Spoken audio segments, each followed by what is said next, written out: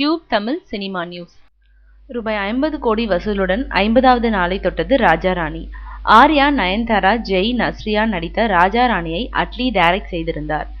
Box star ஸ்டுடியோவுடன் இணைந்து AR Murugadoss தயாரித்திருந்தார்.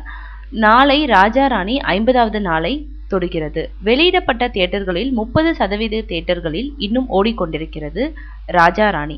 இதுவரை 50 கோடி வசூலித்துள்ளதாக படத்தின் செய்தி தொடர்பாளர் அனுப்பியுள்ள செய்திக்குறிப்பில் கூறப்பட்டிருக்கிறது.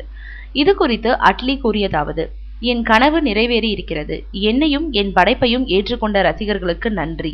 2014ஆம் ஆண்டும் இதே கம்பெனியுடன் இணைந்த ஒரு படம் இயக்க இருக்கிறேன். அது ராஜா ராணியிலிருந்து முற்றிலும் வேறுபட்ட படமாக இருக்கும் என்றார்.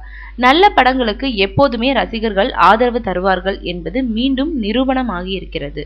புதிய திறமையான இளைஞர்களுக்கு தொடர்ந்து வாய்ப்பளிக்க ஊக்கம் தருவதாக இந்த வெற்றி அமைந்திருக்கிறது என்கிறார் தயாரிப்பாளர் AR முருகதாஸ். முருகதாசுடன் இணைந்து நாங்கள் தயாரித்த படங்கள் அனைத்தும் வெற்றி பெற்றிருக்கிறது.